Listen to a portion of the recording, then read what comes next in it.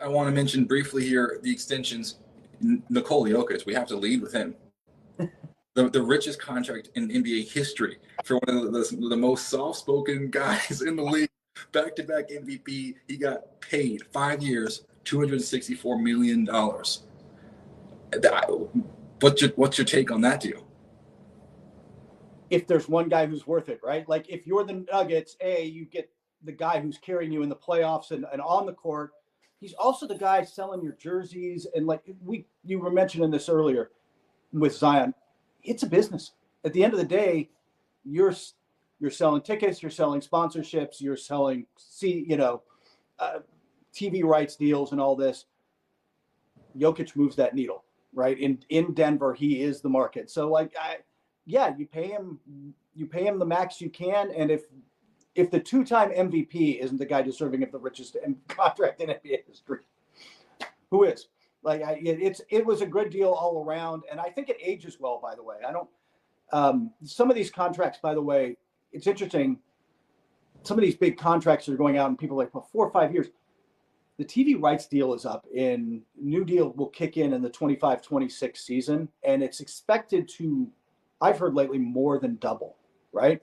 So if it because the NFL got that huge, they're making a little over 2 now. If it gets to say 5, well, the salary cap starts to. It's not going to come in all at once. They're going to smooth it this time, but like the salary cap comes in and goes up, and so the back ends of some of these contracts, you're like, you're paying that guy how much?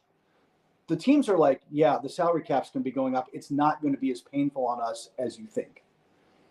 Yeah, that's a really good point. Thanks for bringing that up. And I know before I let you go, Darius Garland, I know you're a big fan of the Cleveland Cavaliers. He signed a big deal. The same numbers as Ja Morant.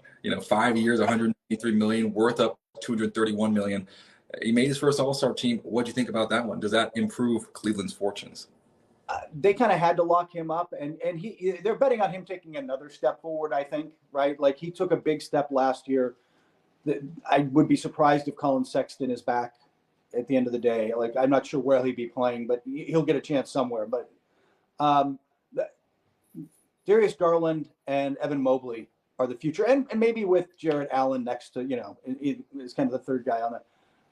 So you pay him. I look again, Cleveland. You're not going to get better. If this guy is part of your future, you can do it, and he's popular around the league. There's a lot of fans in other front offices if ultimately you need to make. So I like this one. I think if you're Cleveland, what do you think? I mean, if you're Cleveland, again, it's kind of the Zion thing. You got to do it, right? Yeah, this is the way I look at like max deals and stuff is, to me, it could go extremely well or extremely poor. I'm talking like worst case scenario. What do you do? And it's interesting. No one wins in that scenario, especially if you're a small market, because the franchise is basically bankrupt, right? Because you spent all this on this one person. Then you can't find any trade partners, where we heard that story before. You can't find any trade partners. So then you have to end up buying him out, something like John Wall. You end up buying him out, and then he ends up paying, then he ends up getting on the Clippers for a taxpayer, a mid-level taxpayer exception, And then, so that's what, $6.5 million a year? You go from making $40 million a year plus to $6.5 million a year. And then how do you reestablish your value? The answer is you can't. And that's where we see like Blake Griffin, another former number 1 overall draft pick who was bought out of a deal, who then is now signing veteran minimums around the league, and he's in his early 30s.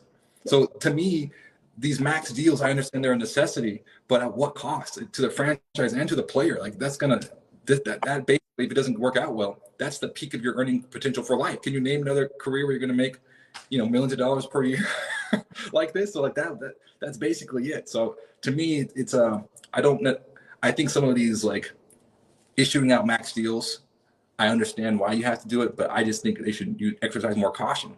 Why destroy someone's career? Yeah, and you were taking a huge risk. So were there any, Corey, any under the radar deals where you said, oh, hey, that was a sneaky good move? Yeah, I mean, I think Malcolm Brogdon was the biggest winner. I mean, I'm telling you, Celtics, that to me is like gold. They somehow managed to keep the DNA of the Celtics. They just went to the finals. Jason Tatum is still the guy.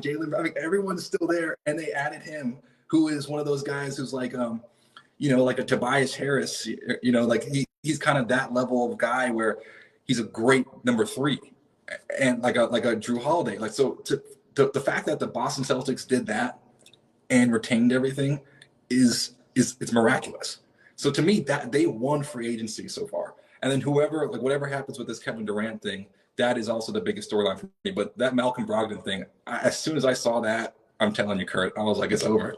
The Celtics, like, they did it. They did it. I love that move. I'll tell you the other team in the East, and let's make Gene, our producer, happy. The other team in the East that I thought had a really quietly good offseason, Philadelphia.